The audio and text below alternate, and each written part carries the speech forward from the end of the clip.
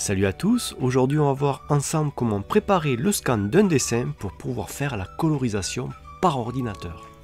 Quand je parle de scan de dessin, je veux dire d'un dessin qu'on aurait fait sur papier, qu'on va ensuite numériser à l'aide d'un scanner pour pouvoir par la suite continuer notre travail sur ordinateur avec des logiciels de dessin comme Photoshop, Sketchbook, Clip Studio Paint et bien d'autres encore.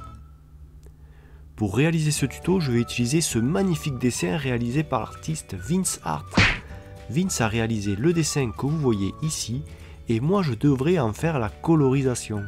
Mais ça, vous le verrez dans une autre vidéo où j'en parlerai plus en détail, alors patience. Si ce dessin vous plaît, vous trouverez dans la description de la vidéo des liens qui vous permettront de voir d'autres dessins de Vince. Allez, c'est parti pour l'explication, préparer un scan d'ancrage. Cette technique permet de séparer les blancs des traits de notre dessin afin que l'on puisse le mettre en couleur. Alors attention, je ne parle pas de l'astuce de mettre notre dessin avec un mode de fusion particulier qui rend les blancs transparents comme le mode produit sur Photoshop par exemple. Cela permet aussi de coloriser notre dessin, vous pouvez le voir ici.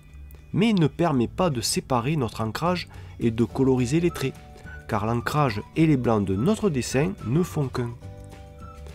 Avant de commencer, j'utilise Photoshop sous Windows, mais cette astuce fonctionne également sous Mac. Il suffit de remplacer la touche CTRL, donc CTRL, par la touche commande. Premièrement, on ouvre notre dessin avec le logiciel Photoshop et on le renomme dessin.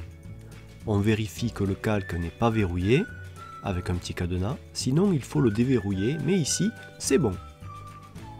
Deuxièmement, on crée deux nouveaux calques au-dessus du calque dessin. Le premier, on le renomme fond et le deuxième, ancrage. Troisièmement, on va sur le calque fond et on remplit de blanc à l'aide du pot de peinture.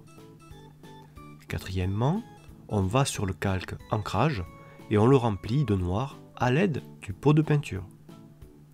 Cinquièmement, sur le calque dessin, on fait CTRL plus A pour sélectionner l'ensemble de notre dessin.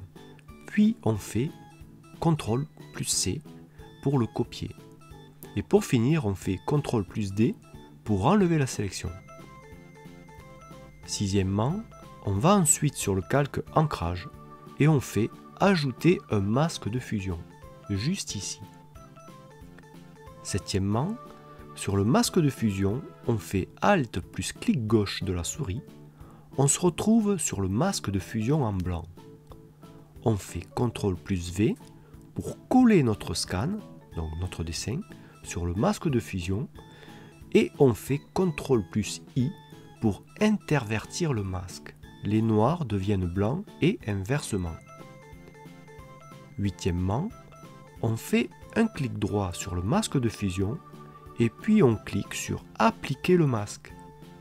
Vérifiez que le calque soit en mode RVB, sinon le modifiez dans Image, Mode, Couleur RVB. Neuvièmement, on peut masquer le calque dessin et fond et on se retrouve avec notre scan d'ancrage sur fond transparent, prêt pour la colorisation.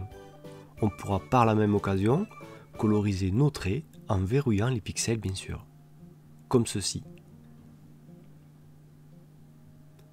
Si vous voulez sauvegarder votre ancrage sur fond transparent, pensez à enregistrer votre image en fichier PNG.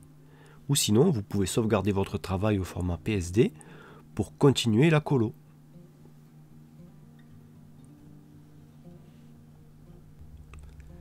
Voilà, j'espère en tout cas que cette astuce vous sera utile. La prochaine fois, je vous montrerai comment créer une automatisation avec Photoshop pour que vous puissiez faire la manipulation qu'on vient de voir aujourd'hui en un seul clic.